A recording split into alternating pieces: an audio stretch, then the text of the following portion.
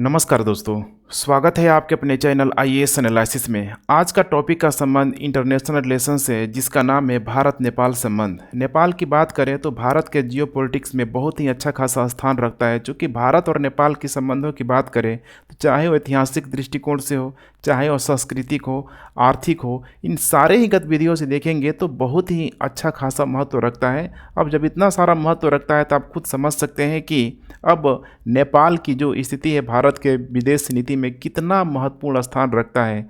तो यहाँ पे जो भी यहाँ पे इम्पोर्टेंट जो अपडेट्स हैं, जैसे कि अभी हाल ही में प्रधानमंत्री मोदी की यहाँ पे नेपाल की यात्रा हुई थी, या फिर जिस प्रकार से चीन के द्वारा नेपाल में अपना इन्फ्लुएंस बढ़ाने की कोशिश की जा रही है, ऐसे तमाम सारे जो एंगल है आपको इस टॉपिक में देखने के लिए मिलेगा। इसको ठीक है बीपीएससी या फिर यूपीपीसीएस हो गया, फिर यूपीएससी हो गया, ठीक है मेंस एग्जाम में, ठीक है ये ऐसे प्रश्नों को पूछे जाने की संभावना सबसे अधिक होती है। जब प्रश्न पूछा जाएगा तो एग्जामिनर आपसे उम्मीद करेगा कि एक अच्छा आंसर राइटिंग आप किस तरीके से लिख सकते हैं। तो इस टॉपिक को मैं एनालिसिस करने के बाद ठीक है पूरी तरीके से आपको गाइड करूँगा कि यहाँ से आने वाला जो भी प्रश्न होगा किस प्रकार से एक अच्छा आंसर राइटिंग आप लोग ठीक है कर सकते हैं। तो बिल्कुल मेरे साथ बने रहिए। नए लोग हैं तो चैनल को सब्सक्राइब कर सकते हैं। इस वीडियो का पीडीएफ पाने के लिए आप टेलीग्राम चैनल को ज्वाइन कीजिए। कोई भी क्वेरी हो तो आप यहाँ से व्हाट्सएप कर सकते हैं। अब आइए हम लोग यहाँ पे बात करते हैं भारत नेपाल संबंधों को लेके। तो सबसे पहले हम लोग बात करें कि चर्चा में क्यों है, आखिर हम लोग इसके डिस्कशन क्यों कर रहे हैं। तो देखिए हाल ही में भारत के प्रधानमंत्री नरेंद्र मोदी की यहाँ पे लुम्बिनी यात्रा हुई थी। अब ये वही लुम्बिनी है जहाँ पे बुद्ध का, ध्यान रखिएगा, बुद्ध का यहाँ पे जन्म हुआ था। और जब भारत के प्रधानमंत्री यहाँ पे लुम्बिनी गए तो वहाँ पे जो भी ठीक है बौद्ध विहारों को लेके एक अंतर्राष्ट्रीय स्तर पे यहाँ पे डेवलप करने की बात की गई। तो ध्यान रखिएगा बौद्ध विहारों की नींव की यहाँ पे बात की गई, जिससे कि और अधिक से अधिक पर्यटक वहाँ पे ठीक है आ सके। वैसे पर्यटक की बात करें तो नेपाल के पर्यटक में देखा जाए तो 30% से अधिक जो पर्यटक है सिर्फ और सिर्फ आपको भारत से देखने के लिए मिलेंगे। और भी बहुत सारे देशों के ठीक है जो पर्यटक है यहाँ पे नेपाल में जाते ही जाते हैं। इसके अलावा आप देख पा रहे हैं यहाँ पे ठीक है दोनों का जब यहाँ पे ठीक है खासकर यहाँ पे भारत के प्रधानमंत्री और जो नेपाल के जो प्रधानमंत्री के दोनों का जब यहाँ पे इस तरह का ठीक है मिलन होता है तो बहुत सारा समझौता जो होता है, पुराने समझौता पे चर्चा किया जाता है, नए समझौते पे यहाँ पे चर्चा किया जाता है। तो कुल मिला के परियोजनाओं को शुरू और समझौते के आधार पर अगर हम लोग देखें तो ये जो टॉपिक है काफ़ी इंपॉर्टेंट यहाँ पे हो सकता है। तो बिल्कुल मेरे साथ यहाँ पे बने रहिए, हर एक बिंदु पे हम लोग प्रकाश डालने की कोशिश करेंगे। अब यहाँ पे बात करते हैं हम लोग ऐतिहासिक संबंधों को लेके। चूँकि कंप्लीट एनालिसिस तब तक इसे नहीं माना जा सकता है जब तक आप अतीत से वर्तमान तक नहीं आएंगे, अर्थात पूरा का पूरा कंप्लीट एनालिसिस करने के लिए हर एक बिंदुओं को आपको जानने के लिए ज़रूरी हो जाता है कि पहले क्या था भारत और नेपाल का संबंध और वर्तमान में क्या है। ठीक है, इन सारी पहलुओं को जानने के लिए थोड़ा बहुत आपको हिस्ट्री में जाके उसका गोता लगाना ही पड़ता है। तो यहाँ पर हम लोग बात करें नेपाल की तो बहुत सारे विद्वानों के द्वारा अभी भी नेपाल को भारत का एक अभिन्न अंग के रूप में माना जाता है। ठीक है, क्योंकि बिल्कुल नेपाल एक लैंड लॉक कंट्री के रूप में यहीं पे यहाँ पे मौजूद है, जो कि भारत से अगर देखें तो नेपाल में पहुँचना सबसे यहाँ पे आसान होगा कंपेरिजन टू चाइना। तो एक अभिन्न अंग के रूप में भी माना जाता है। इसकी चर्चा हमें कई सारे ठीक है बुकों में मिलती है, जैसे यहाँ पे गीता की हम लोग बात कर लें, फिर हम लोग रामायण की बात कर लें, बहुत सारे जो धार्मिक पुस्तक है ठीक है इन सारे ही पुस्तकों में देखेंगे तो एंशिएंट एरा से ही आप देखेंगे तो भारत और नेपाल के संबंधों पे यहाँ पे ठीक है बातें की गई है। खासकर रामायण में तो वैवाहिक संबंधों का पूरी तरीके से जिक्र है कि किस प्रकार से राम जी का जो विवाह हुआ था नेपाल में ही ठीक है जनकपुर में यहाँ पर किया गया था। ठीक है, इसके बाद से अगर हम लोग साक्ष्यों के आधार पर अगर बात करें तो शाक्य वंश, ये वही शाक्य वंश है जहाँ पे गौतम बुद्ध का यहाँ पे जन्म हुआ था। तो उस समय से देखेंगे तो धीरे धीरे ठीक एक प्रत्यक्ष जो एविडेंस है आपको देखने के लिए मिलेगा। चूँकि अब ये जो गौतम बुद्ध का जो जन्म हुआ है लुम्बिनी में हुआ, और लुम्बिनी वर्तमान में कहाँ है, नेपाल में है। और नेपाल से देखेंगे लुम्बिनी से तो गौतम बुद्ध सीधे ये धीरे धीरे ठीक है बिहार के मैदानी क्षेत्रों में एकदम पूरे बिहार को एकदम मतलब कह सकते हैं कि मतलब ये चल के चलते एकदम रौंद दिए, इतने सारे ज्ञान दिए। तो यहाँ पे देखेंगे तो उसी समय से एक अच्छा खासा जो संबंध है नेपाल से आपको देखने के लिए यहाँ पे मिल जाएगा। लेकिन उस समय देखेंगे तो जो भी हम लोग शाक्य वंश की बात कर रहे हैं तो उस समय बिल्कुल एक कबीलाई समाज हुआ करता था। अब कबीलाई समाज का मतलब है कि जैसे कि ऋग वैदिक काल वगैरह में आप लोगों ने पढ़ा होगा कि एक कबीलाई जो समाज था, सपोज करिए ये जो एरिया होता था इसमें एक मुखिया होता था, ध्यान रखिएगा, एक मुखिया होता था जो कि सुरक्षा संबंधी जो भी यहाँ पे ठीक है देख रेख करना होता था, ये यहाँ पे मुखिया होता था। तो ये बिल्कुल एक समतामूलक समाज के तौर पे उस समय देखेंगे तो ये शाक्य वंश के अंतर्गत ठीक है, या फिर उससे पहले जो भी जो ठीक है समाज था नेपाल में, बिल्कुल एक जनजातीय समाज से, ध्यान रखिएगा, जनजातीय समाज, आदिवासी समाज से पूरी तरीके से मतलब कह सकते हैं कि ठीक है, मतलब ग्रसित तो नहीं कहेंगे, मैंने इस प्रकार का समाज वहाँ पे पूरी तरीके से फल फूल रहा था। लेकिन अब देखेंगे तो धीरे धीरे वहाँ पे लिच्छवियों का यहाँ पे प्रवेश होगा। अब ये लिच्छवी कौन लोग हैं, तो ये ध्यान रखिएगा 6ठी शताब्दी ईसा पूर्व में जब बहुत सारे जब महाजनपदों का निर्माण होने लगा तो उसी में एक महाजनपद आएगा यहाँ पे ठीक है, वैशाली के क्षेत्रों में ठीक है, वज्जी संघ भी आएगा। तो ये जो वैशाली है इसकी राजधानी हुआ करती थी लिच्छवी, ध्यान रखिएगा लिच्छवी, ठीक है। और यहीं से जब लिच्छवी लोगों का धीरे धीरे यहाँ पे पलायन होना शुरू हुआ, माइग्रेशन, आना जाना होता है ना अलग अलग कारणों की वजह से, जिसमें आजीविका का साधन सबसे उस समय इम्पोर्टेंट था, ऊपर जाना, तराई के क्षेत्रों में एकदम जाना, पहाड़ी क्षेत्रों में जाना। तो यहीं से आवागमन जब यहाँ पे शुरू हुआ तो धीरे धीरे देखेंगे तो बौद्ध धर्म, चूँकि इस समय बौद्ध धर्म भी आ गया, उसका भी धीरे धीरे यहाँ पे विस्तार होने लगा। अब जैसे जैसे आगे परिस्थितियाँ बदलती गई, बौद्ध धर्म के बहुत सारे जो लोग हैं देखेंगे तो चाहे हम लोग बात करें बिहार के क्षेत्रों में, चाहे हम लोग बात करें नेपाल के क्षेत्रों में, बहुत सारे लोगों ने ठीक है अपना धर्मांतरण करवा लिया, अर्थात बौद्ध धर्म से हिंदू धर्म में, ठीक है। तो ये जो प्रक्रिया जो चली है लगभग देखेंगे तो 750 से लेकर 1750 ईस्वी के बीच लगभग 1000 ठीक है ईयर्स का पूरा ये प्रोसेस है। इसमें बहुत अधिक यहाँ पे धार्मिक परिवर्तन किया गया, और धार्मिक परिवर्तन में देखेंगे तो जो भी बौद्ध लोग थे इसमें बहुत सारे जो लोग हैं हिंदू धर्म में यहाँ पे कन्वर्ट हो गए। इसीलिए बिहार में देखेंगे तो देखिए वो वही बिहार बोलते हैं ना बुद्ध की धरती है, लेकिन वहाँ पे बुद्ध धर्म मानने वाले कितने लोग हैं बिहार में। नेपाल में अगर हम लोग बात करें तो जहाँ पे बुद्ध का जन्म हुआ नेपाल में, वहाँ पे बुद्ध के ठीक है मतलब धर्म को मानने वाले कितने लोग हैं। अधिकतर मात्रा में इन दोनों ही क्षेत्रों में देखेंगे तो बहुत बड़े मात्रा में यहाँ पे हिंदू लोग यहाँ पे मौजूद हैं। तो इस चीज़ को आपको समझना होगा। सबसे बड़ा कारण है ठीक है कन्वर्जन यहाँ पे हुआ है कब, 750 से लेकर 1700 ठीक है 50 ईस्वी के दरमियान।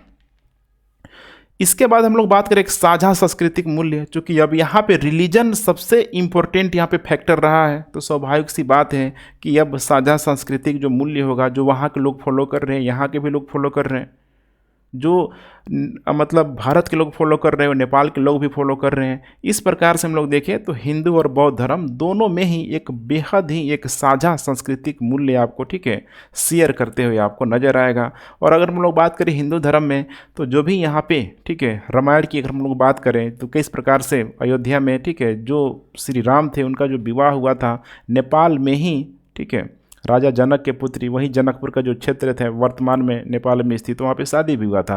तो वैवाहिक संबंधों पे सबसे अधिक देखेंगे तो उसी समय से यहाँ पे बल दिया गया, और वो वही परंपरा देखिए आज भी चल रहा है। जो नेपाल में तराई क्षेत्र में स्थित जो भी मधेसी लोग हैं, आज भी बिहार हो गया, उत्तर प्रदेश हो गया, इन क्षेत्रों में जो रहने वाले जो लोग हैं वहाँ पे ठीक है इनकी ठीक है बहू बेटियों का माने ठीक है बेटियों का शादी यहाँ पे खूब अच्छा खासा होता है। दूसरी तरफ रोजगार भी एक बहुत बड़ा फैक्टर है। इन सीमावर्ती इलाकों में रहने वाले लोग, कुछ लोग नेपाल भी जाते हैं, नेपाल के लोग भारत में भी आते हैं। तो कुल मिला के इसी को यहाँ पे बोला जाता है रोटी बेटी का रिश्ता। ध्यान रखिएगा, रोटी बेटी का रिश्ता भी इसे कहा जाता है।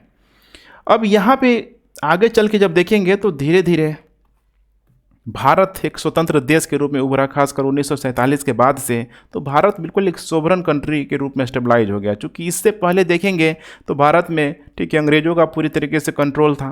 अब अंग्रेज़ों का जब कंट्रोल था तो उस समय भी भारत का जो संबंध था, लेकिन वो भारत नहीं था, ब्रिटिश भारत था। उस समय देखेंगे तो ब्रिटिश भारत का संबंध ऐसा नहीं था कि नेपाल से नहीं था, लेकिन नेपाल को प्रत्यक्ष रूप से अंग्रेजों ने अपने कंट्रोल में नहीं लिया हुआ था, ध्यान रखिएगा, ठीक है। और इसीलिए बोला भी जाता है कि नेपाल एक छोटा देश होते हुए भी देखिए अभी तक गुलाम नहीं बना, और भारत इतना विशाल भूखंड लिए हुए ठीक है ये गुलाम बन गया। तो यहाँ पे इस चीज़ को आपको समझना है, नेपाल की सबसे बड़ा ठीक है इसमें बाधक था उसका जियोग्राफिकल लोकेशन। आखिर नेपाल में लोग अंग्रेज सब अगर कंट्रोल भी कर लेता तो ठीक है वहाँ से क्या मिलता। हालांकि वहाँ की एक गोरखा रेजिमेंट का जिक्र आएगा, बहुत ही पावरफुल ठीक है लोग था वहाँ पे, काफ़ी देखेंगे आगे चल के 1816 में जब यहाँ पे एंग्लो जब नेपाल युद्ध होगा जिसमें से सुगौली का संधि भी किया जाएगा। तो इस चीज़ को आपको समझना है। आगे चल के इसी को यहाँ पे मजबूती देने का प्रयास किया गया। भारत नेपाल, ध्यान रखिएगा, शांति और मित्रता संधि 1950 में पूरी तरीके से इसकी नींव रख दी गई। अर्थात एंशिएंट में जो हुआ, मेडिवल में जो हुआ ठीक है, मॉडर्न में अंग्रेजों ने जो किया, लेकिन अब यहाँ पे पूरी तरीके से भारत एक देश के रूप में, सोवरन कंट्री के रूप में मौजूद है। और कहीं ना कहीं देखेंगे तो नेपाल में भी ठीक है, भले ही वहाँ पे उस समय राजतंत्रात्मक व्यवस्था ही मौजूद थी, लेकिन दोनों के संबंध ठीक है बहुत ही अच्छे खासे आपको दिखाई देंगे। जैसे कि हम लोग बात करें कि इस संधि के माध्यम से चाहे वो निवास हो गया, निवास को लेके कि भारत के लोग नेपाल में रहे, नेपाल के लोग भारत में रहे, कोई समस्या नहीं है, संपत्ति खरीद सकते हैं, बेच सकते हैं, व्यापारिक गतिविधियां पूरी तरीके से कर सकते हैं। आज भी आप लोग देखते होंगे, खासकर जब दिल्ली से ट्रेनें जाती हैं फिर रक्सौल के क्षेत्रों में, तो वहाँ पे पूरा का पूरा ठीक है नेपाल से आना जाना बिल्कुल यहाँ पे आसान होता है। दूसरी तरफ बहुत सारी ट्रेनें गोरखपुर के क्षेत्रों में जाती है, सीमावर्ती इलाकों में, तो वहाँ से भी बहुत सारे लोग नेपाल में ठीक है आते जाते हैं। तो समझना है, व्यापार हो गया, आवाजाही हो गया, कहीं से कोई यहाँ पे बैरियर आपको दिखाई नहीं देगा, क्योंकि एक ट्रीटी यहाँ पे साइन किया गया है 1950 में ही। भारत द्वारा नेपाल को हथियारों तक पहुँच की यहाँ पे पूरी तरीके से सुलभता प्रदान की जाती है कि जो भी नया नया टेक्नोलॉजी है, भारत जितना अधिक से अधिक ठीक है हथियारों को पूरी तरीके से ठीक है नेपाल को यहाँ पे दे सकता है, सपोर्ट कर सकता है। आगे देखेंगे इन सारी चीज़ों को, इसमें और भी बहुत सारे अधिक प्रोविज़न है, लेकिन जो इम्पोर्टेंट जो चीज़ है, जो करेंट सिनेरियो के दृष्टिकोण से इम्पोर्टेंट है ठीक है, उसी को मैं यहाँ पर कवर करने का प्रयास कर रहा हूँ। कुछ और बातें हैं भारत के लिए नेपाल का महत्व, ऐसे ही टॉपिक आएगा आगे, नेपाल के लिए भारत का महत्व। अब यहीं से देखिए एग्जाम अटैक करेगा, किसी भी प्रकार से यहाँ पे प्रश्नों को बना के दे सकता है। अगर एक एक चीज़ों को आप अच्छे तरीके से समझ लेते हैं तो एग्ज़ाम हॉल में आप आसानी से इसका आंसर राइटिंग भी कर पाएंगे। बात करते हैं हम लोग यहाँ पे सबसे पहले सीमा को लेके, ठीक है। सीमा को लेके हम लोग बात करें तो ठीक है, भारत और नेपाल के बीच जो सीमा वाला जो ठीक है भारत का जो भी यहाँ पे राज्य है, 5 राज्य ऐसे राज्य यहाँ पे मौजूद हैं। जैसे कि यहाँ पे बात करें ठीक है, यहाँ पे उत्तराखंड, उत्तर प्रदेश हो गया, बिहार हो गया, वेस्ट बंगाल को ध्यान रखना ऊपर ठीक है, ऊपर यहाँ पे छोटा सा एरिया इधर दार्जिलिंग के साइड यहाँ पे वेस्ट बंगाल का भी नेपाल से सीमा शेयर करता है। उसके बाद यहाँ पे सिक्किम है। कुल मिला के 1850 किलोमीटर से अधिक भारत और नेपाल की यहाँ पे लंबाई है, तो इससे आप नेपाल का ठीक है महत्व समझ सकते हैं। कुल मिला के देखेंगे तो दो बड़ी शक्तियों के बीच एक बफर स्टेट के रूप में भी यह कार्य करता है, जिससे इधर हो जाएगा चीन और इधर हो जाएगा भारत। बफर स्टेट का मतलब ही है यहाँ पे कि दोनों ही बड़ी शक्ति है और दोनों को टकराने से कहीं न कहीं ये रोकती है। हालांकि जब भारत के पास परमाणु बम नहीं हुआ करता था तो चीन ने 1961-62 के दशक में भारत पे अटैक भी किया था, जो कि बहुत सारा क्षेत्र भारत का उसने लिया भी था। लेकिन अब इतना मामला आसान नहीं होगा, तो ध्यान रखिएगा लंबाई कितना है, 1850 किलोमीटर से अधिक है।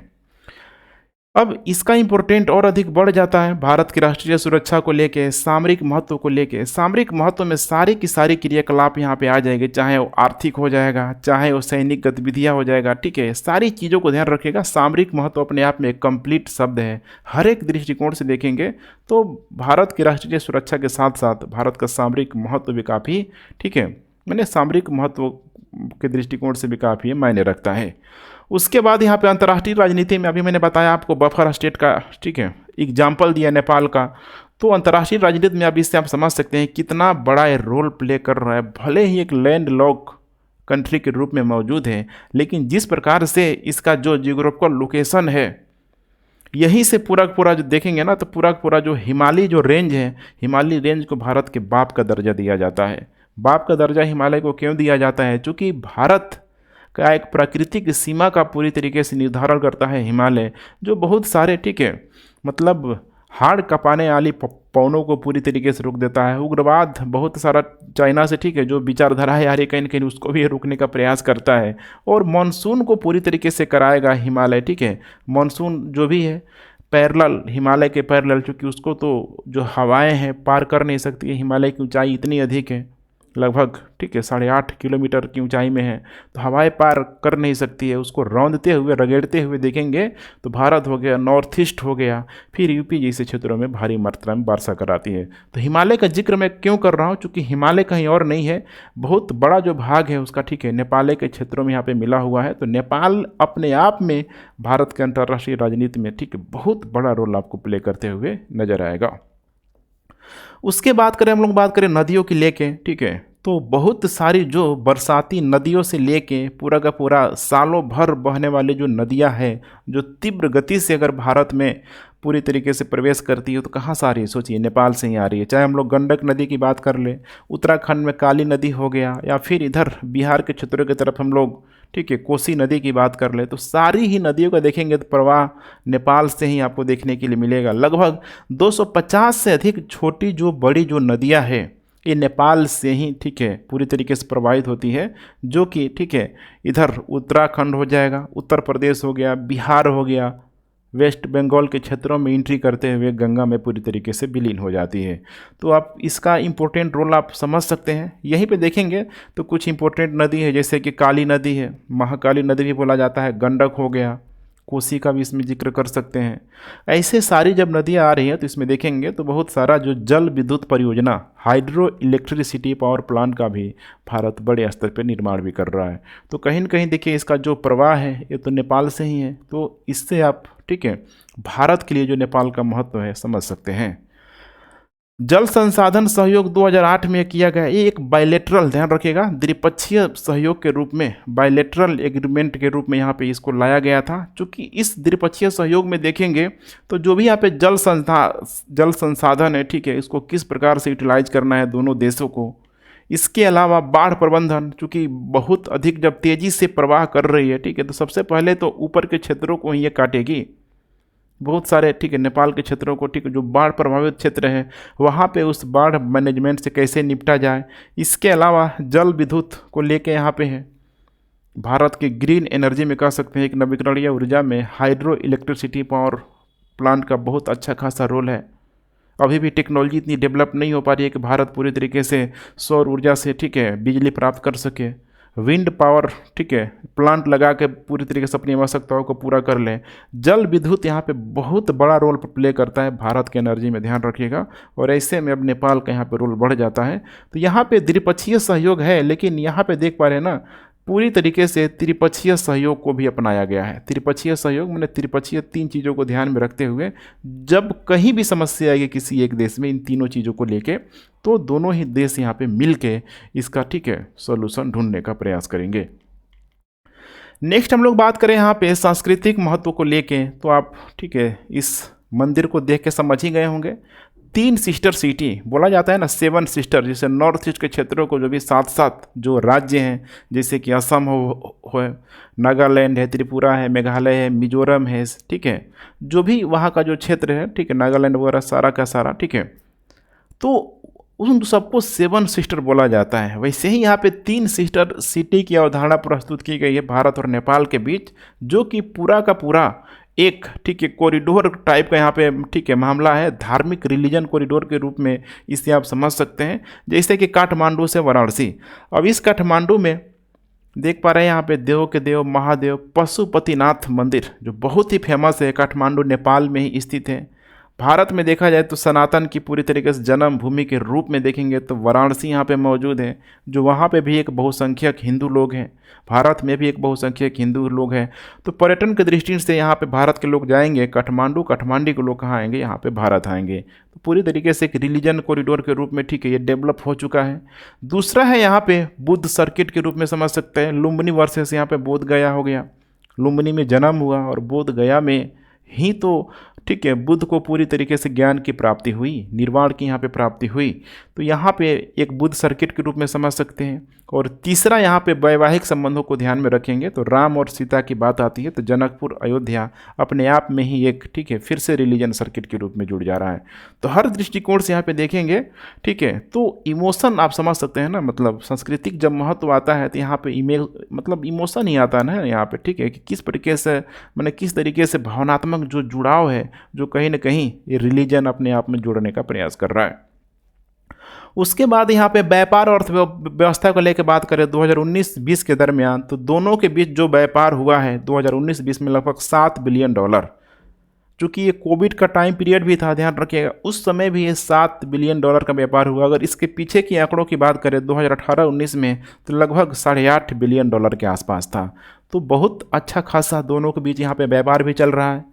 इसमें अगर देखा जाए नेपाल के द्वारा, तो कुछ आयातित जो वस्तुएं हैं, मैंने आयातित वस्तु में देखेंगे, ठीक है, तो अपने आयात का लगभग 100% में 90% से अधिक देखेंगे तो पूरा जो आयात, ठीक है, जो नेपाल करता है वो भारत से ही करता है। क्योंकि भारत से हर तरीके से, ठीक है, चाहे वो रोडवे हो गया, ठीक है, या कुछ ट्रेनें भी चलती हैं, हर दृष्टिकोण से देखेंगे तो भारत जियोग्राफिकल दृष्टिकोण से, ठीक है, नेपाल से जुड़ा हुआ है, फिर नेपाल, ठीक है, भारत से जुड़ा हुआ है।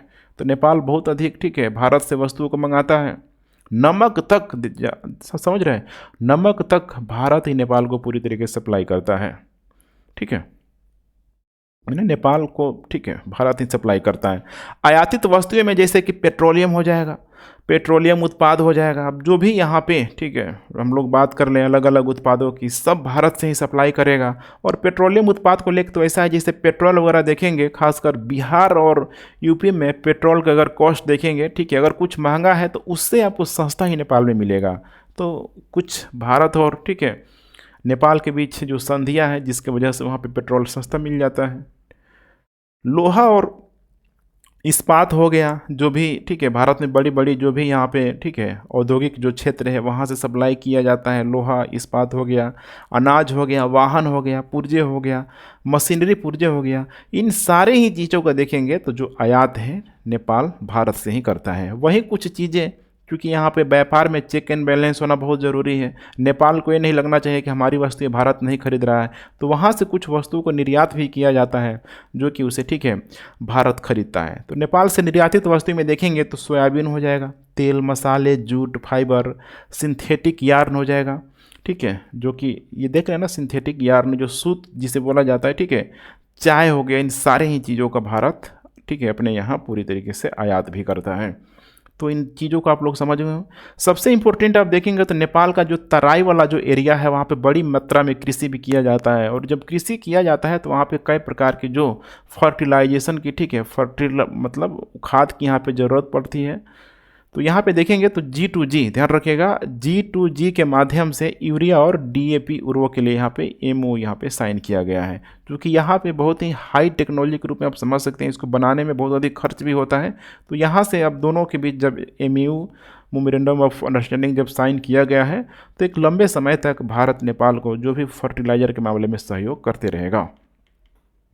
उसके बाद नेक्स्ट यहाँ पे वीज़ा मुक्त प्रवेश, ठीक है, बिहार और यूपी वाले लोग बोलते हैं हम विदेशों में, ठीक है, डेली जाते हैं, सैर करके आ जाते हैं, ठीक है, एक कहावत है। तो इसका सबसे बड़ा जो बेनिफिट है, ठीक है, वीज़ा मुक्त प्रवेश की वजह से ही सारा चीज़ हो पाता है। नेपाल के भी लोग आते हैं। अब देखिए, ये 1950 में ही जो एग्रीमेंट था, ठीक है, उसमें पूरा इसे कर लिया गया था। तो वीज़ा मुक्त प्रवेश से देखेंगे, इसी की वजह से 8 मिलियन जो नेपाली लोग हैं भारत में रखते हैं।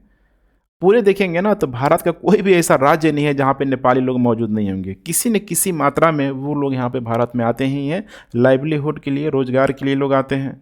दूसरी तरह देखेंगे तो सीमावर्ती इलाकों में जो भी भारत के लोग हैं, खासकर बिहार और यूपी के लोग, वे लोग भी बड़ी मात्रा में नेपाल में जाते हैं, रोजगार के लिए वे लोग भी जाते हैं। खासकर काठमांडू जैसे क्षेत्रों में, पोखरा जैसे क्षेत्रों में, जहाँ का शहर, ठीक है, ठीक ठाक डेवलप हो चुका है। तो इसे आप लोगों को ध्यान रखना है। 30% से अधिक देखें तो अधिक जो पर्यटक हैं सिर्फ और सिर्फ, ठीक है, भारत से ही यहाँ पे होते हैं। काठमांडू में देखेंगे, या फिर जो भी अभी मैंने बताया ना, चाहे हम लोग बात करें लुम्बिनी की, पशुपतिनाथ मंदिर की बात कर ले, जनकपुर की बात कर ले, तो हर दृष्टिकोण से देखेंगे तो हिंदू या फिर बौद्ध बहुत बड़ी मात्रा में लोग पर्यटन के लिए, ठीक है, नेपाल जाते हैं। कोविड सहायता की बात कर ले, देखिए उस, ठीक है, वैश्विक महामारी में कितनी बड़ी समस्या पूरे विश्व ने इसको झेला, लेकिन उस समय भी भारत ने, ध्यान रखिएगा, उस समय भी भारत ने नेपाल को पूरी तरीके से सपोर्ट किया। लगभग 9.5 मिलियन से अधिक जो खुराक था, ठीक है, कोविड जो टीका था, उसको यहाँ पे लगाया गया। अब इससे आप अंदाज़ा लगा सकते हैं, उस डिजास्टर में भारत को खुद ही वेंटिलेटर नहीं था, भारत के पास खुद ही इतनी बड़ा मात्रा में, ठीक है, ऑक्सीजन के लिए पूरा पूरा इंफ्रास्ट्रक्चर यहाँ पे डेवलप नहीं हुआ था, कितनी समस्या हो रही थी। और यहाँ पे देखिए लगभग 23 टन से अधिक फार्मास्यूटिकल और चिकित्सा उपकरण उस कोविड के दौरान यहाँ पे, ठीक है, भेजा गया। अब इतना, इससे अच्छा दोस्त और क्या हो सकता है। आपदा प्रबंधन की हम लोग बात करें यहाँ पे, जैसे कि 2015 का जो भूकंप, इसको आप कैसे भूल सकते हैं। पूरा का पूरा नेपाल हिल चुका था। नेपाल के साथ साथ बिहार हो गया, उत्तर प्रदेश, दिल्ली तक का क्षेत्र पूरा का पूरा हिल चुका था। और जो काठमांडू के क्षेत्रों में जो भूकंप आया, उससे अब बड़ा डिजास्टर और क्या हो सकता है। कितना वहाँ पे नुकसान हुआ, कितने लोग वहाँ पे मारे गए। और फिर भी उस दौरान देखेंगे तो भारत ने ऑपरेशन मैत्री चलाया। सबसे पहले जो सपोर्ट किया उस विषम परिस्थितियों में, वो प्रधानमंत्री नरेंद्र मोदी की अगुवाई में देखेंगे तो भारत के जो एयरफोर्स ने उसको किया। ऑपरेशन मैत्री पूरी तरीके से चलाया गया। एनडीआरएफ से लेके, एयरफोर्स से लेके, हर तरीके के यहाँ पे नेपाल को सहायता दिया गया। और तो और जो भी उसके इंफ्रास्ट्रक्चर को ठीक करने के लिए, पुनर्वास के लिए लगभग $1 अरब, ध्यान रखिएगा, $1 अरब की यहाँ पे राशि भी नेपाल को दी गई। नेक्स्ट यहाँ पे नेपाल के लिए भारत का महत्व क्या हो सकता है। ध्यान रखिएगा, नेपाल के लिए भारत का महत्व क्या हो सकता है। अब इसका उल्टा भी है। जैसे कि नंबर 1 हम लोग बात करें तो बहुपक्षीय जो साझेदारी है, ध्यान रखिएगा, जहाँ पे वैसे वैश्विक पटल में दोनों ही देश, ध्यान रखिएगा, दोनों ही देश देखेंगे तो बिल्कुल ही एक साझा के रूप में यहाँ पे मौजूद है। जैसे कि यहाँ पे गुट निरपेक्ष आंदोलन की बात करें, सोचिए उसी, ठीक है, भारत की आज़ादी के दौरान देखेंगे तो धीरे धीरे किस प्रकार से द्वितीय विश्व युद्ध के बाद पूरा जो विश्व था 2 गुटों में बंट रहा था, पूंजीवादी वर्सेस साम्यवादी। लेकिन उस समय नेहरू के नेतृत्व में किस प्रकार से गुट निरपेक्ष आंदोलन को चलाया गया और उसमें भली भांति नेपाल भी पूरी तरीके से पार्टिसिपेट किया। सोचिए, नेपाल भी पूरी तरीके से पार्टिसिपेट किया। तो उसी समय से देखेंगे तो एक, ठीक है, अंतर्राष्ट्रीय संबंधों में खासकर पड़ोसी देशों में नेपाल का नाम, ठीक है, काफ़ी अव्वल यहाँ पे माना जाता है। लेकिन समझना है आपको ना, हम लोग कर रहे हैं इंटरनेशनल रिलेशन, और इंटरनेशनल रिलेशन में कोई भी रिलेशन कोई फेविक्विल नहीं लगा है, फेविक्विक नहीं लगा है कि परमानेंट, अगर एक बार दोस्त है तो दोस्त ही रहेगा। इंटरनेशनल रिलेशन में सबसे बड़ा जो चीज़ होता है वो इंटरेस्ट होता है, सामरिक महत्व होता है, इकोनॉमिक एक्टिविटी होता है, सैन्य गतिविधियाँ होती है, ठीक है। अब ऐसे ही इसमें देखेंगे तो चाहे हम लोग बात कर लें सॉफ्ट पावर की, या फिर हम लोग बात कर रहे हैं यहाँ पे हार्ड पावर की। हार्ड पावर का मतलब है कि सैनिक गतिविधियाँ, सॉफ्ट पावर का मतलब है कि चाहे उसे आप, ठीक है, फाइनेंशियली सपोर्ट करें, चाहे उसे आइडियोलॉजिकल सपोर्ट करें, चाहे उसे आप, ठीक है, पूरी तरीके से, ठीक है, बहुत सारा वहाँ पे संस्थान बनवा दें। कल्चरल एक्टिविटी भी एक सपोर्ट का बहुत बड़ा कारण होता है, जैसे कि भारत और नेपाल के बीच है। तो इसीलिए हर हाल में देखेंगे तो भारत जो नेपाल के खिलाफ कभी भी हार्ड लाइनर का प्रयोग नहीं करता है, हमेशा ही सॉफ्ट पावर का यहाँ पे उपयोग करता है। इसीलिए बहुत अधिक विद्वानों के द्वारा क्रिटिसाइज भी किया जाता है कि बहुत हो गया सॉफ्ट लाइनर, ठीक है। अब नेपाल अगर अपने, ठीक है, गतिविधियों से बाज नहीं आए, खासकर जिस प्रकार से चाइना का वहाँ पे इन्फ्लुएंस हो रहा है, तो इसके तरफ भी भारत को मूव करना चाहिए। लेकिन भारत, ध्यान रखिएगा, ठीक है, पूरी तरीके से वसुधैव कुटुंबकम के सिद्धांत पर विश्वास रखता है। तो याद रखिएगा, गुट निरपेक्ष आंदोलन हो गया। दूसरा है यहाँ पे बीबीआई। बीबीआई एक पूरी तरीके से अभी हाल ही में एक मोटर वाहन समझौता किया गया है, ठीक है। बांग्लादेश हो गया, भूटान हो गया, इंडिया हो गया, ठीक है, नेपाल हो गया। देख पा रहे हैं यहाँ पे, यही जो लाइन है 4 देशों को रोडवेज के माध्यम से कनेक्टिविटी प्रदान करेगा, जिसके वजह से लोगों का आवागमन, यात्रा काफ़ी आसान हो जाएगा, माल ढुलाई काफ़ी आसान हो जाएगा। हालांकि भूटान के द्वारा इसका विरोध किया जा रहा था कि पर्यावरण संतुलन बिगड़ेगा वहाँ पे, और नो डाउट ऐसा होता भी है। देखिए अभी लद्दाख में, ठीक है, सोनम वांगचुक के द्वारा कितना लंबे समय तक, ठीक है, भूख हड़ताल करने का प्रयास किया गया, ताकि बाहरी लोगों का वहाँ पे जितना अधिक से अधिक एक्टिविटी बढ़ेगा तो फिर वहाँ पे भी जो पर्यावरण पूरी तरीके से असंतुलन हो जाएगा। और पर्यावरण जब असंतुलन होगा तो जो भी स्थानीय लोगों का ही उसका जो कहर है झेलना पड़ता है। तो इस चीज़ को भूटान भली भांति जान रहा था। हालांकि अब यहाँ पे पूरी तरीके से एग्रीमेंट साइन कर लिया गया है कि पर्यावरणीय परिस्थितियों को ध्यान में रखते हुए इस इंफ्रास्ट्रक्चर को डेवलपमेंट किया जाएगा। तो अब ये काम चल रहा है इसमें भी। उसके बाद हम लोग बात कर लें यहाँ पे बिम्स्टेक में। बिम्स्टेक का मतलब है कि बे ऑफ बंगाल की खाड़ी की तरफ, जैसे कि इसका एग्जांपल है, ठीक है, बिम्स्टेक में जो भी यहाँ पे, ठीक है, कंट्री है, जैसे यहाँ पे भारत हो जाएगा, बांग्लादेश हो जाएगा, ध्यान रखिएगा, इसमें नेपाल भी है, नेपाल के साथ साथ इधर म्यांमार हो जाएगा, ध्यान रखिएगा, ठीक है, थाईलैंड हो जाएगा। सारा का सारा यहाँ पे देखेंगे, ठीक है, तो बिम्स्टेक के अंदर है, जो भी बे ऑफ बंगाल में नीचे श्रीलंका हो जाएगा, लगभग 7 कंट्री के आसपास मौजूद है। तो यहाँ पे भी एक वैश्विक पटल के रूप में दोनों देश, ठीक है, साझेदारी कर रहा है। उसी प्रकार से यहाँ पे सार्क भी है। सार्क का मतलब है कि जो भी भारत का पड़ोसी देश है इसमें, जैसे कि इसमें पाकिस्तान भी इसमें शामिल हो जाएगा पूरी तरीके से, ध्यान रखिएगा, ठीक है, सार्क, ठीक है। साउथ एशियन, ध्यान रखिएगा, साउथ एशियन एसोसिएशन, ठीक है, South Asian association of region of cooperation, ठीक है।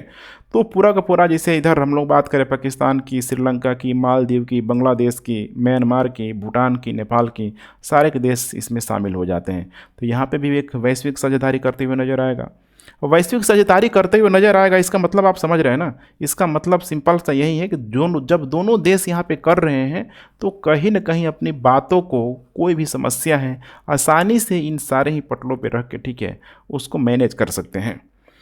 उसके बाद बात करें हम लोग रक्षा सहयोग को लेके, तो रक्षा सहयोग को लेके अगर हम लोग बात करें तो देखिए, शुरुआत तौर पे आप देखेंगे ना यहाँ पे, तो बहुत सारा, जब जो ब्रिटिश जब भारत हुआ करता था, भारत में अंग्रेजों का जब कंट्रोल हुआ करता था, तो बहुत सारे नेपाली सैनिक, उसमें गोरखा सैनिक भी हुआ करते थे, जो कि, ठीक है, अंग्रेजों की सेना में भर्ती हुआ करते थे। बहुत ही, मतलब कह सकते हैं कि तेज हुआ करते थे, मतलब समझ रहे हैं। तो रक्षा सहयोग को लेके, चूंकि अब भारत जब आज़ाद हुआ, भारत एक सोवरेन कंट्री के रूप में यहाँ पे मौजूद था, तो भारत ने अपनी विदेश नीति में जो पहली जो प्राथमिकता यहाँ पे नेपाल को देना शुरू किया। नेपाल भी भाई करता क्या ना करता, नेपाल ने भी, ठीक है, भारत को काफ़ी महत्व दिया उस समय 1950 के दशक में।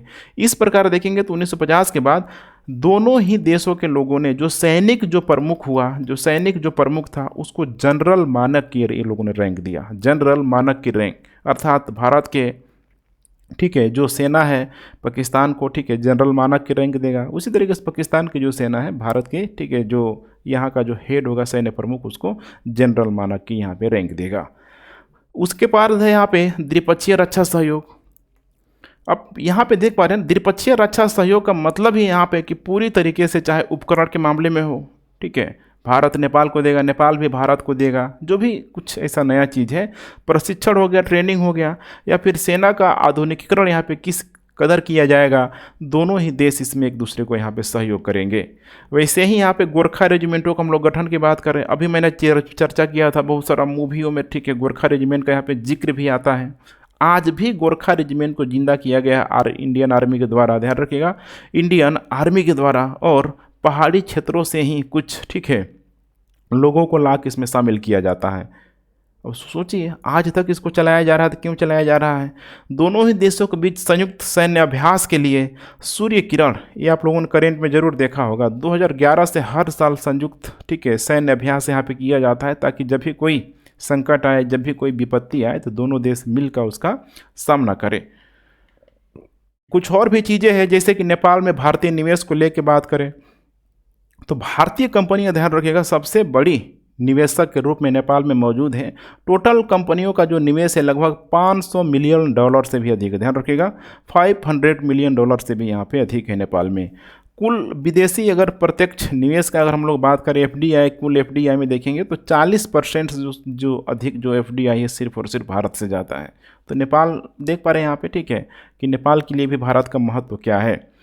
उसके बाद 150 भारतीय उद्यम भी सक्रिय हैं। अब जो भी यहाँ पे उद्यमी है, जो भी बिजनेसमैन है, वहाँ पे उद्यम करने के लिए गए हैं अलग अलग क्षेत्रों में, जैसे कि, ठीक है, विनिर्माण हो गया, सेवा हो गया, सेवा में चाहे हम लोग बैंकिंग गतिविधियों की बात कर लें, शुष्क बंदरगाहों की बात कर ले, शिक्षा, दूरसंचार, बिजली, सब यहाँ पे पर्यटन से लेके सारे ही क्षेत्रों में देखेंगे तो भारत के लोग यहाँ पे नेपाल में, ठीक है, अपनी गतिविधियों को बढ़ा रहे हैं, जैसे नेपाल के लोग भारत में करते हैं। इस प्रकार यहाँ पे दोहरे कराधान से बचाव के लिए यहाँ पे दोनों के देशों के बीच हस्ताक्षर भी किया गया है। चूँकि अब इतने बड़े मात्रा में भारत के लोग, ठीक है, नेपाल में जाके पूरा का पूरा एक बिजनेसमैन बन चुके हैं, तो सोचिए नेपाल की गवर्नमेंट तो उनसे टैक्स लेगी ही लेगी, लेकिन चूंकि आई जो सिटीजन है वो इंडिया के हैं, तो भारत की सरकार भी उनसे टैक्स लेगी। अब इसी दो जगह टैक्स यहाँ पे ना लगे एक ही व्यक्ति को, तो यहाँ पे, ठीक है, दोहरे कराधान, ध्यान रखिएगा, डुअल जो टैक्सिज्म जो होता है उससे बचने का यहाँ पे दोनों देशों ने प्रोविज़न किया है कि भाई वैसे लोग जो भारत के लोग नेपाल में रहते हैं, नेपाल की सरकार ही उनसे टैक्स लेगी, भारत की, ठीक है, सरकार उससे टैक्स नहीं लेगी।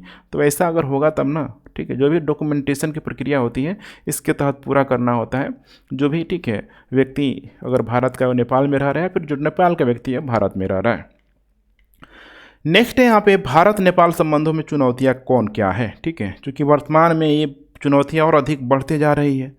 जब तक नेपाल में देखेंगे ना तो नेपाल में जब तक राजतंत्रात्मक शासन मौजूद था, भारत और नेपाल के बीच की जो संबंध था किसी भी प्रकार के कोई खटास नहीं था, बहुत ही स्मूथली चल रहा था। लेकिन जैसे ही वहाँ पे कम्युनिस्टों का प्रभाव नेपाल में अधिक हुआ तो समस्या आनी भी शुरू हो गई।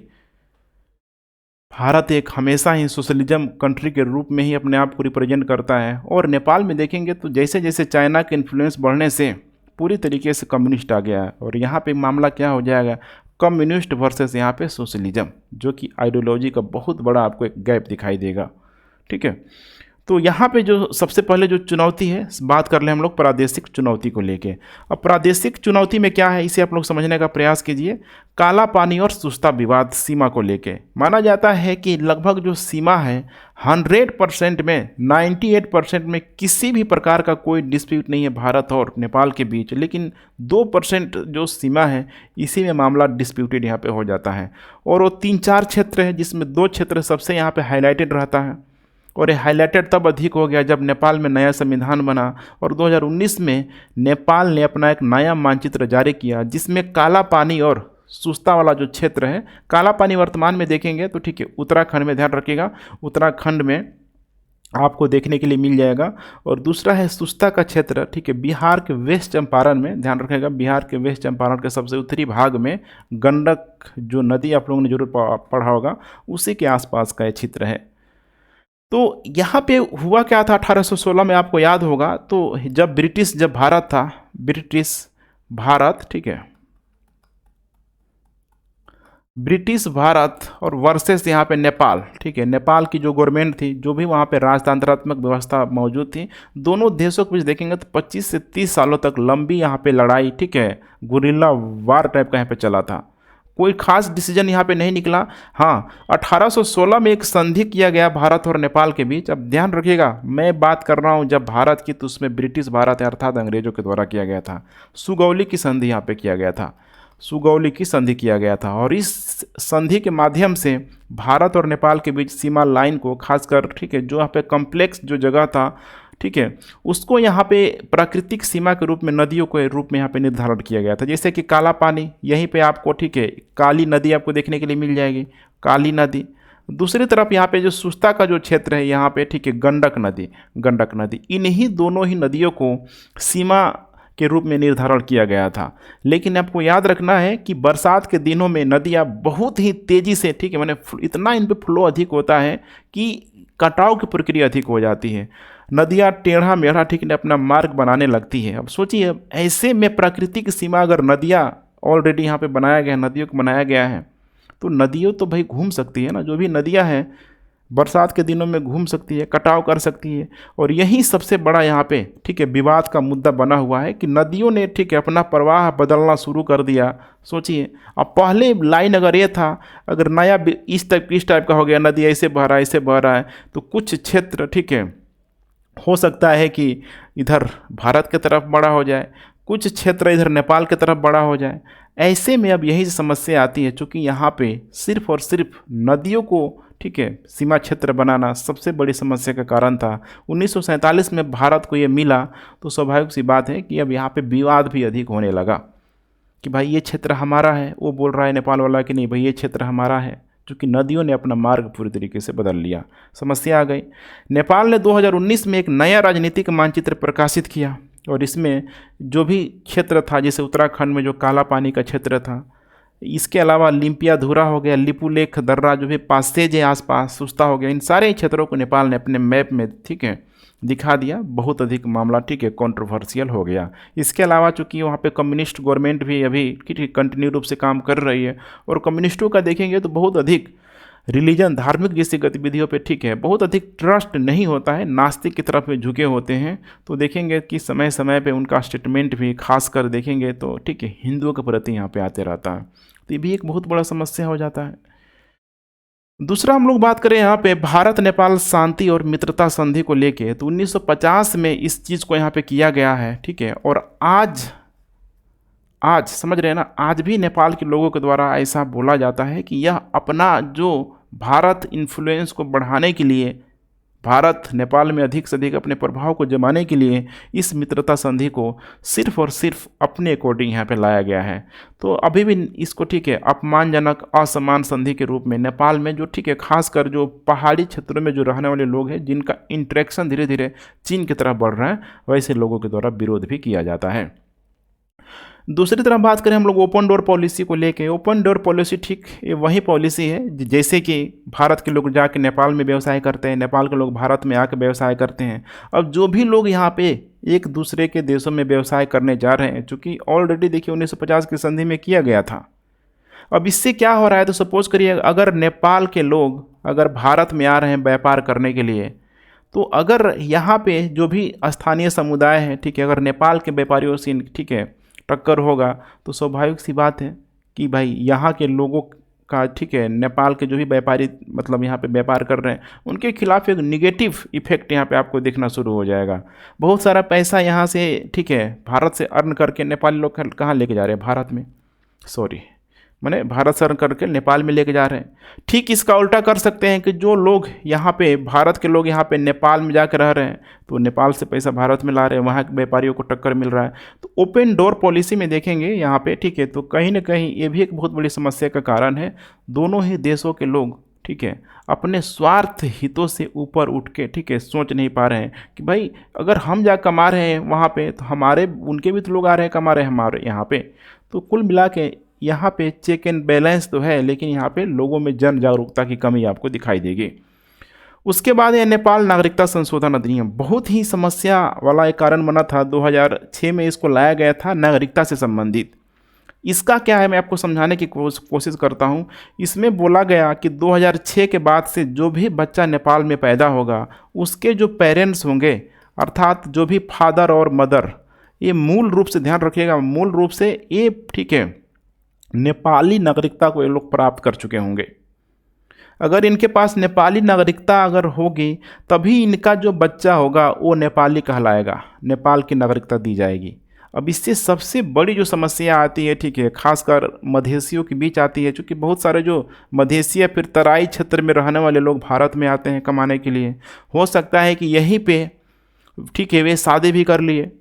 अब जब शादी कर लिए तो सोचिए कि अब जिससे उन्होंने शादी किया है, सबसे पहले शादी के बाद से क्या होता है कि भाई अब वो वहाँ ले जाए, जाकर नागरिकता को दिलवाए, लेकिन बहुत सारे केस में ऐसा नहीं होता है, समस्या आती ही आती है। अब अगर बच्चा पैदा हो रहा है तो बच्चा तो पूरी तरीके से इथिकल दृष्टिकोण से नेपाली होना चाहिए, लेकिन बहुत सारे मामलों में ऐसा होता नहीं है। किसी का शादी भी नहीं हुआ ठीक है, बच्चा यहाँ पे पैदा कर लिया, ठीक इसका ठीक है अगर उल्टा होगा तो भारत में कोई दिक्कत नहीं है, भारत में उसको आसानी से देखा जाए ठीक है।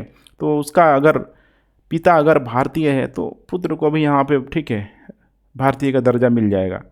लेकिन ये नेपाल में समस्या है नागरिकता को लेके, होप आप लोग समझ रहे होंगे चीज़ों को। इस प्रकार हम लोग देखें तो समस्या जो था, नेपाली पुरुषों ने उत्तर भारत के लड़कियों से ठीक है शादी करना शुरू किया, जिसके वजह से जो भी बच्चा इनसे हुआ ठीक है, अब उन बच्चों को लेकर समस्या आया कि नहीं आया कि भाई ये नेपाली होगा भारतीय होगा। तो कुल मिलाकर रोटी बेटी के रिश्तों के लेके एक नकारात्मक एक निगेटिव इफेक्ट आपको देखने के लिए मिल जाएगा, जो कि इसमें संशोधन करने की ज़रूरत है। नेक्स्ट हम लोग बात करें यहाँ पे राजनीतिक संकट को लेके, नेपाली कॉन्स्टिट्यूशन को लेके, तो लगभग 7 टाइम्स अभी वर्तमान में ठीक है जो 2015 में जो संविधान बना है वो नेपाल का 7वां संविधान है। सोचिए इतने बार 6 बार संविधान लिखा गया ठीक है, फिर से उसमें कुछ बदलाव लाया गया, फिर से लिखा गया, 7वां संविधान चल रहा है। तो राजनीतिक संकट इसमें आना तो तय ही है यहाँ पे। और कम्युनिस्टों का जब नेपाल में प्रभाव जब अधिक होता है तो सीमा विवाद पूरी तरीके से बढ़ जाता है ठीक है। जैसे कि अभी मैंने एग्जांपल दिया था काला पानी और सुस्ता का। मधेसी को वहाँ पे ध्यान में नहीं रखा गया है, 2015 से ही आप देखेंगे ठीक है। तो मधेसियों को बहुत अधिक जो कि नेपाल के ठीक है जो तराई जो क्षेत्र हैं, जिनका रोटी बेटी का जो संबंध है पूरी तरीके से भारत से, भारत के ठीक है बहुत सारे बेटा या बेटियों का नेपाल में विवाह होता है। नेपाल का भी जो तराई क्षेत्र में रहने वाले लोग ठीक है उनके भी बेटे और बेटियों का विवाह यहाँ पे नेपाल में होता, सॉरी भारत में होता है। तो समस्या है कि नहीं यहाँ पे, अगर इनको इग्नोर करने का मतलब है यहाँ पे कि कहीं ना कहीं भारत को नाराज़ करना। इसमें भारत सरकार ने ठीक है इनका कई बार सपोर्ट भी किया है। अब इनको सपोर्ट करने का मतलब है कि नेपाल की संप्रभुता पे दखल देना। चीन कर रहा है तो भाई उनकी संप्रभुता पे दखल नहीं माना जा रहा, लेकिन भारत कर रहा है मधेसी लोगों के लिए, ठीक है, तो समस्या का कारण बन जा रहा है। और यहीं से देखेंगे, ठीक है, तो धीरे धीरे, ठीक है, समस्या आने लगी। नेपाल के द्वारा भारत का क्रिटिसाइज भी किया जाने लगा था। तो मधेसी और हाशिए पर रहने वाले लोग को इस संविधान में अनदेखी कर दी गई। इसीलिए कुछ भी कह लीजिए, दुनिया का सबसे जो शानदार जो संविधान है वो भारत का संविधान है, कोई इसमें कहना डाउट नहीं होगा। उसके बाद यहाँ पे विमुद्रीकरण के कारण अड़चन, जब डीमोनेटाइजेशन किया गया, आपको याद होगा 8 नवंबर 2016 को, तो इसमें क्या किया गया था, तो 1000 और 500 के नोट का जो लीगल जो टेंडर था गवर्नमेंट के द्वारा, ठीक है, नोटबंदी के माध्यम से वापस ले लिया गया था। कागज़ का टुकड़ा हो गया उस दिन से। अब नोटों की रिकवरी, भारत के लोगों को एक टाइमलाइन दिया गया कि इतने इतने समय तक बैंकों में नोट जमा करके, ठीक है, नया करेंसी में ले जा सकते हैं। लेकिन नेपाल में समस्या क्या आई, ध्यान रखिएगा, ठीक है, तो वहाँ के बैंकों में लगभग 7 करोड़ रुपए जमा हो गया। ये 7 करोड़ कैसे जमा हुआ समझना है। नेपाली नागरिकता को, ठीक है, मैंने नेपाल के जो लोग हैं उनको अभी भी 25,000 रुपये रखने का, इंडियन करेंसी रखने का पूरा अधिकार है। तो वहाँ के लोगों ने इन सारे ही बैंकों में पैसा जमा करना शुरू कर दिया। इसके अलावा माना जाता है कि सार्वजनिक होल्डिंग का अनुमान है कि 500 करोड़ से अधिक जो रुपया है, ठीक है, मैंने भारतीय जो रुपया है 500 और 1000 रुपये का, वो, ठीक है, नेपाल में मौजूद है। और भारत ने उसके लिए कोई भी विकल्प, कोई भी एक अल्टरनेट होता है ना, वो ऑप्शन नहीं दिया। अब भारत ने ऐसा क्यों किया, ठीक है, अब यहीं से एक कंट्रोवर्सी का कारण बन जाता है नेपाल वर्सेस भारतीयों के बीच। भारत सरकार का मानना है कि देखो भाई, जो भी डिमोनेटाइजेशन मैंने किया, जितना करेंसी मार्केट में छोड़ा गया था 500 और 1000 रुपये का, उतना सारा का सारा यहाँ पे रिकवर कर लिया गया। लेकिन रिकवर करने के बाद से भी अगर कोई करेंसी बच रही है तो इसका हो न हो पाकिस्तान के द्वारा नकली मुद्रा का, ध्यान रखिएगा, नकली नोटों का नेपाल के रास्ते पूरी तरीके से भारत में, ठीक है, फैलाया जा रहा था। तो यही है मुद्रा विनिमय को लेके कि पाकिस्तान से आए नकली भारतीय मुद्रा को अर्थव्यवस्था में डाल दिया गया। अब यही है, अब इसी में दोनों ही देशों का अपना अपना यहाँ पे आर्गूमेंट है, जो कि कहीं न कहीं यहाँ पे विवाद का एक कारण बनता है। चीन का हस्तक्षेप सबसे इम्पोर्टेंट, यहाँ से प्रश्न पूछे जाने की भी संभावना है। चीन का हस्तक्षेप किस प्रकार से यहाँ पे हो रहा है, तो चीन के हस्तक्षेप से देख पा रहे हैं यहाँ पे भारत का प्रभाव, ध्यान रखिएगा, नेपाल में देखेंगे तो बहुत अधिक कम होता हुआ हमें दिखाई दे रहा है, क्योंकि चीन ने एक ह्यूज मात्रा में यहाँ पे नेपाल में इन्वेस्टमेंट करना शुरू कर दिया है। सोचिए, इतना अधिक, भारत का जीडीपी लगभग 3 ट्रिलियन के आसपास भी नहीं है, और चीन का जो जीडीपी है, मतलब चीन का जो जीडीपी अगर देखेंगे तो लगभग 13-14, एग्जैक्ट मुझे याद नहीं है, 13 या 14 ट्रिलियन के आसपास है। यूएसए का देखेंगे तो 21-22 ट्रिलियन के आसपास है। तो जो भी इसका जो ह्यूज इन्वेस्टमेंट है, नेपाल एक छोटा देश है, भारत जितना इसको सपोर्ट कर रहा है, अगर उस मामले में ये चीन अगर नेपाल को इतना सपोर्ट करेगा तो राशि बहुत अधिक बड़ी हो जाएगी परसेंटेज के दृष्टिकोण से। और जब ये सब चीज़ होगा तो मैंने बताया था, इंटरनेशनल रिलेशन है, इंटरेस्ट, आर्थिक हितों पे ही सबसे अधिक ये रिश्ता टिका होता है।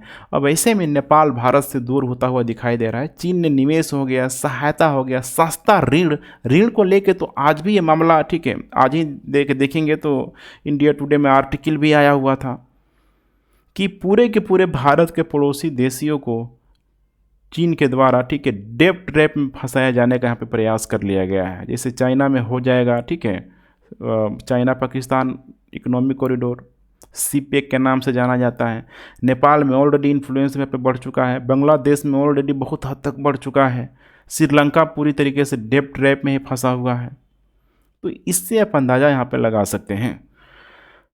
इसके बाद देखें हम लोग तो नेपाल जो है बेल्ट एंड रोड इनिशिएटिव में पूरी तरीके से शामिल हो गया है, जो कि भारत के लिए भी कहीं से ठीक नहीं है। अब सोचिए, बेल्ट एंड रोड इनिशिएटिव में अगर यहाँ पे नेपाल शामिल हो रहा है, और आपको पता होना चाहिए कि बेल्ट एंड रोड इनिशिएटिव के माध्यम से पूरी तरीके से जो चीन है, हम लोग बात कर लें इधर पश्चिम एशिया के तरफ, मध्य भाग में बात कर लें, यूरोप हो गया, अफ्रीका तक के क्षेत्रों में स्थल मार्ग और समुद्री मार्ग से वहाँ पे अपनी पहुँच बनाना चाह रहा है। इसी बेल्ट एंड रोड इनिशिएटिव के माध्यम से तो चीन के द्वारा, ठीक है, पीओके के माध्यम से ग्वादर पोर्ट तक एक बहुत ही इकोनॉमिक, माने बड़ा इकोनॉमिक कॉरिडोर का डेवलपमेंट किया जा रहा है। तो इसमें शामिल होना देखिए किसी भी दृष्टिकोण से ऐसा लग रहा है कि जो नेपाल जो है भारत के सामरिक महत्व को या फिर ठीक है बहुत अधिक वैल्यू नहीं दे रहा, अनदेखी कर रहा है।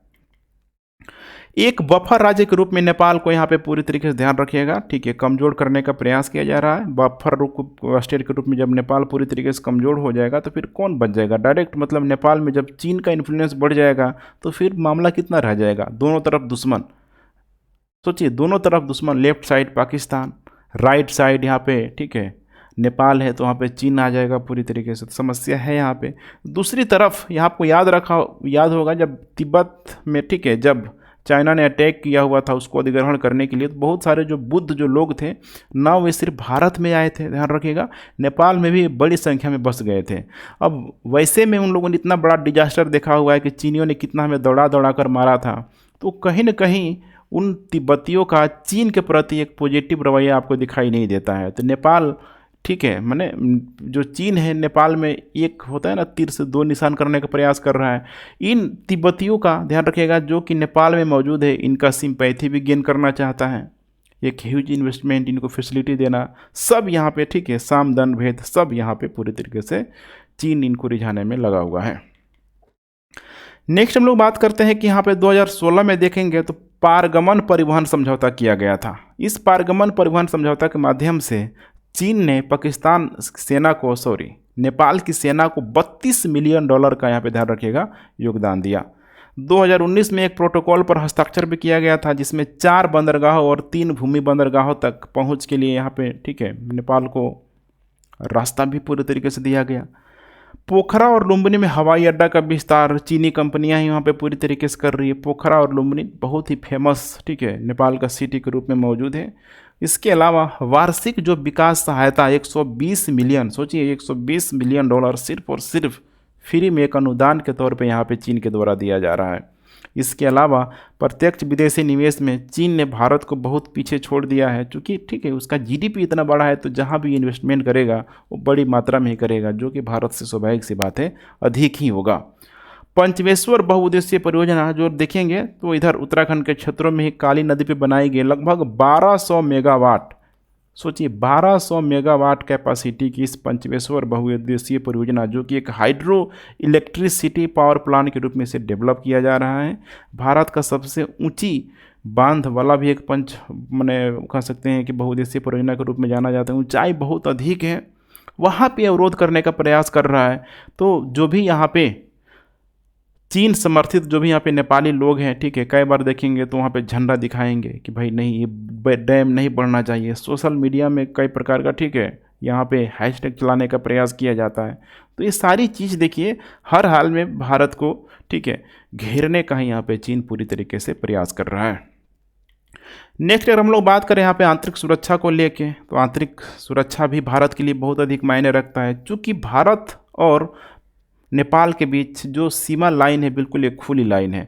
खासकर इधर हम लोग नॉर्थ ईस्ट के क्षेत्रों की तरफ बात करें तो जब इस तरह का खुली लाइन है चीन वहाँ पे पूरी तरीके से अपना प्रभाव बढ़ा लेगा, तो बहुत सारा फैक्टर माने बहुत सारा समझ रहे हैं ना भारत के लिए जो कह सकते हैं कि नकारात्मक प्रभाव डालने का कार्य करेगा। जैसे कि उत्तर पूर्वी हिस्से में आतंकवादी संगठनों को बढ़ावा देना शुरू हो जाएगा, नकली भारतीय मुद्रा और बहुत बड़े मात्रा में ठीक है भारतीय जो इकोनॉमिक में यहाँ पे डालने का यहाँ पे प्रयास किया जाएगा।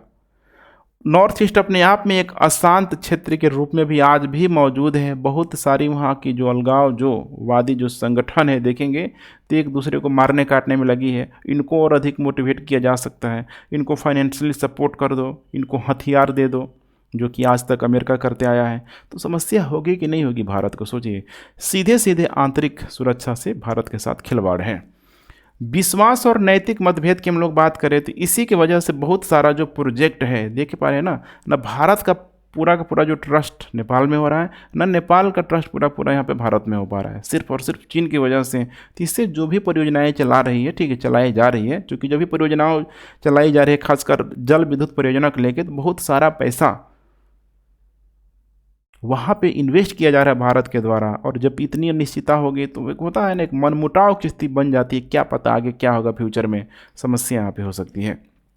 नेपाल में कुछ जातीय समूहों के बीच भारत विरोधी भावना को भी पूरी तरीके से अपनाया जा रहा है, जो कि बहुत बड़ी समस्या का यहाँ पे कारण है। इनको नहीं समझ में आ रहा है कि 2015 का भूकंप, कोविड के समय इतना सपोर्ट, लेकिन देख पा रहे हैं ना यहाँ पे पूरी तरीके से ये लोग, ठीक है, भावनाओं में बह चुका है, चीनमय पूरी तरीके से लोग होते जा रहा है।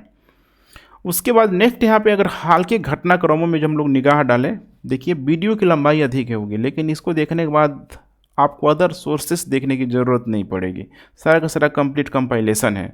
हाल के घटनाक्रम की हम लोग बात करें यहाँ पे, तो सबसे पहले हम लोग बूट की बात करें, ठीक है, build on operate and transfer. ये क्या है, तो हाइड्रो इलेक्ट्रिसिटी पावर प्लांट को इम्प्लीमेंट करने के लिए, ठीक है, जैसे कि भारत की जो, ठीक है, जो एजेंसी है, जैसे कि, ठीक है, सतलज के नाम से यहाँ पे जाना जाता है, ध्यान रखिएगा, ठीक है, सतलज जल विकास निगम लिमिटेड हो गया, और वहाँ पे, ठीक है, जो नेपाल सरकार है उसके बीच MOU यहाँ पे साइन किया गया है, मेमोरेंडम ऑफ अंडरस्टैंडिंग यहाँ पे साइन किया गया है 2008 में। इसमें बताया गया है कि जो भी यहाँ पे hydro electricity power plant Bharat के द्वारा डेवलप किया जाएगा, उसमें 5 साल, ध्यान रखिएगा, उसमें पूरी तरीके से भारत का कंट्रोल होगा, ठीक है, और इस दौरान पूरा का पूरा 21% जो बिजली होगी, 100% में 21% जो बिजली होगी वो नेपाल को फ्री में दिया जाएगा। अब नेपाल सरकार उसको बेचे अपने लोगों को, बाकी बिजली भारत में आएगी, लेकिन 30 साल तक, ध्यान रखिएगा, 30 साल तक, 30 साल के बाद देखेंगे तो फिर उसकी जो अथॉरिटी है पूरी तरीके से, ठीक है, नेपाल को दे दी जाएगी। यही है बूट। इसी में एक बहुत अच्छा जो परियोजना है अरुण 3 जल विद्युत परियोजना, ध्यान रखिएगा, 2019 में हाइड्रो इलेक्ट्रिक परियोजना 1236 करोड़ रुपए की लागत से इसको, ठीक है, इम्प्लीमेंट करने का यहाँ पे, ठीक है, प्रयास किया जा रहा है। किस नदी पे, तो अरुण नदी पे।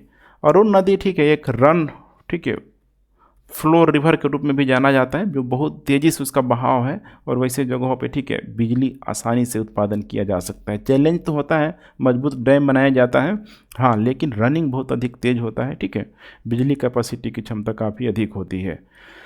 ठीक वैसे ही यहाँ पे बौद्ध संस्कृति और विरासत के लिए अंतर्राष्ट्रीय केंद्र यहाँ पे खोला जाएगा, और ये अभी जब नरेंद्र मोदी की जब यात्रा हुई थी लुम्बिनी में, तब ये सारा चीज़ किया गया था कि अंतर्राष्ट्रीय स्तर पे, ठीक है, बौद्ध संस्कृति और विरासत के केंद्र में पूरी तरीके से भारत नेपाल का सहयोग करेगा, ठीक है। नेक्स्ट हम लोग बात करते हैं यहाँ पे सैटेलाइट कैंपस की स्थापना। सैटेलाइट कैंपस की स्थापना मतलब टेक्नोलॉजी का पूरा संबंध है। एक जगह है नेपाल में, ठीक है, रूपन्देही में जो IIT है, ध्यान रखिएगा, IIT के द्वारा एक उपग्रह परिग्रह यहाँ पे स्थापित किया जाएगा, और इसमें IIT सिखाएगा जो भी नेपाल का विश्वविद्यालय है कि किस प्रकार से, ठीक है, रॉकेट बनाया जाता है, छोड़ा जाता है। तो कहीं ना कहीं देखेंगे तो ये भी एक बायलैटरल एग्रीमेंट के रूप में यहाँ पे मौजूद है। पंचवेश्वर बहुउद्देशीय परियोजना बहुत इंपॉर्टेंट है, ध्यान रखिएगा, पंचेश्वर, ठीक है, बहुउद्देशीय परियोजना, ठीक है, उत्तराखंड के चंपावत जिला में है। 1996 में ही, ठीक है, ध्यान रखिएगा, 1996 में ही इसका यहाँ पे नींव रखने का प्रयास किया गया था। भारत नेपाल सीमा में ही ये पूरी तरीके से स्थित है। इसकी क्षमता है लगभग 1200 मेगावाट। अरुण 3 से भी इसकी क्षमता क्या है, अधिक है। उसका 900 ही था, इसका 1200 है, और इसमें कोशिश किया गया है कि 2026 तक पूरा कर लिया जाए। लेकिन पंचमेश्वर बहुउद्देशीय परियोजना का दोनों ही जगह देखेंगे तो विरोध हो रहा है। भारत में देखेंगे तो चूँकि यहाँ पे, ठीक है, ह्यूमन राइट्स वाले लोग हैं, पर्यावरणविद वाले लोग हैं, चूँकि अब इससे क्या हो रहा है, तो लगभग 315 मीटर ऊंची, माने भारत के सबसे ऊंचे बांधों में से एक है ये पंचवेश्वर बहुउद्देशीय परियोजना। 315 मीटर ऊंची जब इसका डैम बनाया जा रहा है, तो उतने ऊंचाई तक जो भी यहाँ पे पानी फैलेगा, वहाँ का जैव विविधता का कहीं ना कहीं, ठीक है, पूरी तरीके से ह्रास करेगा। आसपास के जो लोग हैं उनको, ठीक है, माइग्रेशन की समस्या आएगी। तो ऐसे में पर्यावरणविद हो गया, ह्यूमन राइट वाले लोग, ठीक है, आवाज़ उठाने का प्रयास करते हैं। मामला चला जाता है सुप्रीम कोर्ट में, सुनवाई होने लगती है। दूसरी तरफ नेपाल भी नहीं चाह रहा है। उसके अलावा चीन का एक अलग ही एंगल है इस परियोजना को लेके। तो इसमें टारगेट किया गया था कि 2026 तक पूरा किया जाएगा, ठीक है, 2028 से चालू हो जाएगा, लेकिन लगता है कि ये डेट और अधिक, ठीक है, ठीक है, फ्यूचर में जाके बढ़ेगा।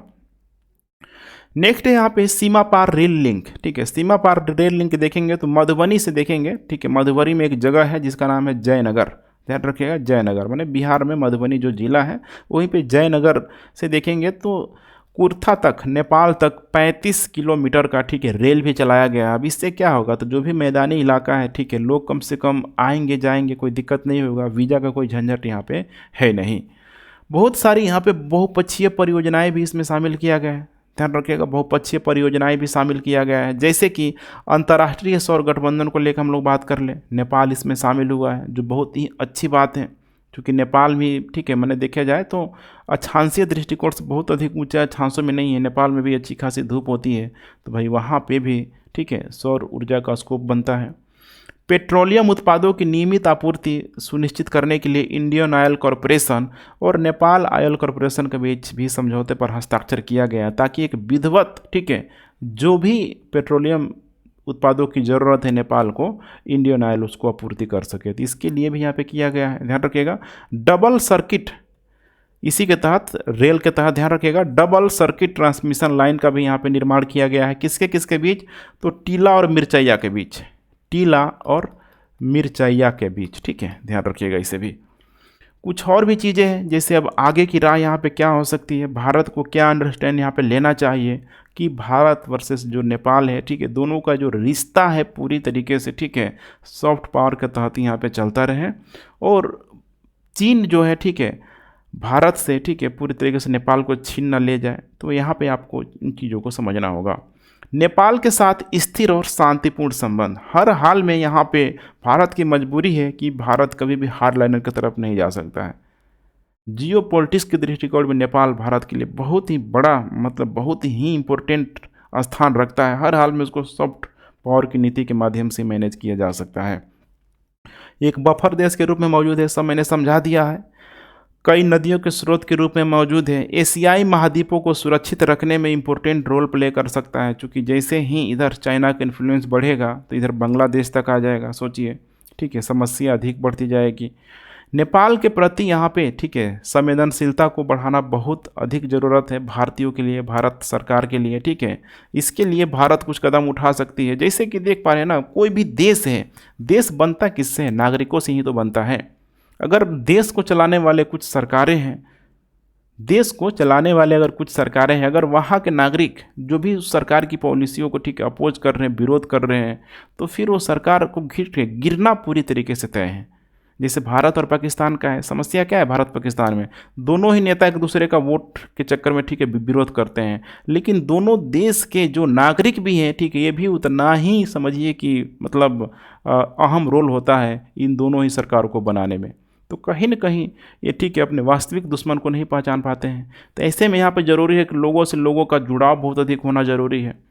तराई, खासकर जो क्षेत्र है, मधेसियों को मैं बात कर रहा हूँ, ठीक है, उनको बहुत अधिक, मतलब कह सकते हैं कि भारत के नज़दीक लाने की ज़रूरत है। देख पा रहे हैं यहाँ पे नेपाल का जो भी यहाँ पे, ठीक है, जो यहाँ पे प्रांतीय क्षेत्र यहाँ पे बनाया गया है, वोटिंग्स को लेके यहाँ पे कैसे पूरा जो, ठीक है, एक एक कंस्टिट्यूएंसी यहाँ पे बांटा गया है। देख पा रहे हैं यहाँ पे पूरा मिक्स करके बांटा गया है, ऐसे करके बांटा गया है। अब नीचे यहाँ पे तराई वाले लोग मौजूद हैं, ये भी अपनी पार्टी बना लेंगे। ऊपर पहाड़ी वाले लोग मौजूद हैं, वो भी अपनी पार्टी बना लेंगे।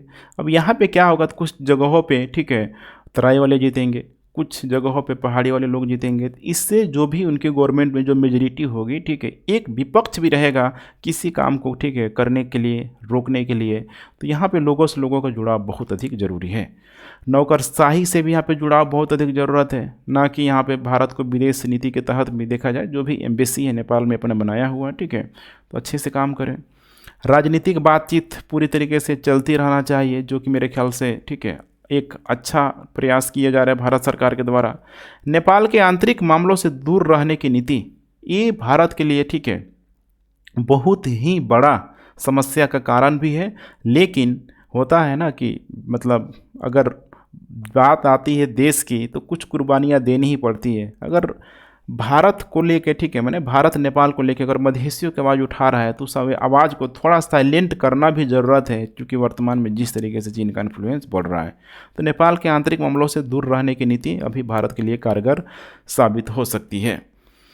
आर्थिक संबंधों को मजबूत करना बेहद ही यहाँ पे ज़रूरी है, क्योंकि बिजली व्यापार समझौता, ध्यान रखिएगा, COP26 में भारत ने वादा किया है कि 2070 तक हम पूरे तरीके से नेट जीरो कार्बन की तरफ हम लोग, ठीक है, मूव कर जाएंगे। और उसके लिए नेपाल बहुत बड़ा तुरुप का एक्का हो सकता है, क्योंकि भारत अकेले नवीकरणीय ऊर्जा, सौर ऊर्जा के माध्यम से पूरी अपनी आवश्यकताओं को पूरा नहीं कर सकता है। उसके लिए नवीकरणीय ऊर्जा में जल विद्युत ऊर्जा भी चाहिए, जो कि अगर देखा जाए, ठीक है, तो एकमात्र स्रोत के रूप में नेपाल बहुत बड़ा रोल प्ले यहाँ पे कर सकता है। वैसे भूटान का भी काफ़ी अच्छा खासा रोल है, ठीक है।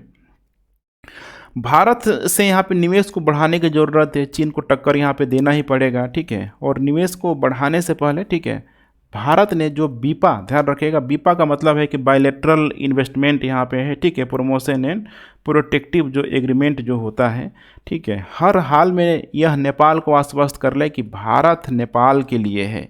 ये ट्रस्ट गेन करना नेपाल वासियों के लिए, ठीक है, मैंने नेपाल वासियों के लिए बहुत ही ज़रूरत है। उनको ट्रस्ट हो जाए कि भारत जो है नेपाल के लिए ही है, तो यहाँ पे इसको और अधिक इस पे ध्यान देने की ज़रूरत है।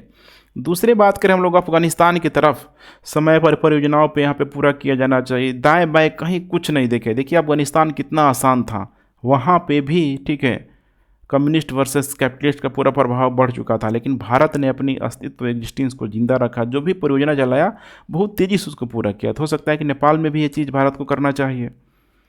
नेपाल में निजी क्षेत्र हो गया, ठीक है, अब ठीक है, जो भी वहाँ पे व्यापारिक जो कार्टिलेज जो होता है, ठीक है, विदेशी निवेशकों के खिलाफ ये कभी कभी लड़ाई भी करते हैं, विरोध भी करते हैं, ओपन डोर पॉलिसी के माध्यम से समझ सकते हैं। तो इसमें कहीं ना कहीं भारत से व्यापारी लोग तभी वहाँ व्यापार करने के लिए जाएंगे जब नेपाल भी आश्वस्त करे कि भाई आओ हमारा, ठीक है, नेपाल में भारतीय निवेशों का यहाँ पे स्वागत है। तो कहीं ना कहीं कुछ कदम उनको भी यहाँ पे उठाने की ज़रूरत है। तो कुल मिला के फ्रेंड्स यही था कंप्लीट, ठीक है, पूरा इन्फॉर्मेशन प्लस एनालिसिस। आशा करते हैं कि अब इस टॉपिक से कोई भी प्रश्न आपका नहीं छूटेगा, बशर्ते कि अगर आपने इन सारे ही वीडियो को बहुत अच्छे तरीके से देखा हुआ है। तो कोई भी क्यूरी है तो आप लोग नीचे कमेंट कर सकते हैं। आने वाले दिनों में, ठीक है, ये सीरीज कंटिन्यू रूप से चलते रहेगी। कोशिश यही यहाँ पे होगी मेरी कि इंटरनेशनल रिलेशन के अंतर्गत जो भी भारत के पड़ोसी देश हैं, ठीक है, या फिर विश्व में जो भी यहाँ पे डेवलप जो कंट्री है भारत का, उनके साथ जो भी संबंध है पूरा पूरा आप लोगों को कंप्लीट करा दिया जाए, जिसकी वजह से एक वीडियो में, ठीक है, पर्याप्त, एक वीडियो में बनाऊंगा सारे के सारे इसमें इंटरनेशनल रिलेशन के टॉपिक आप लोगों को, ठीक है, कवर हो जाएगा। तो अपना फीडबैक देते रहे, वीडियो को लाइक शेयर कमेंट जरूर करें। Thanks for watching. जय हिंद।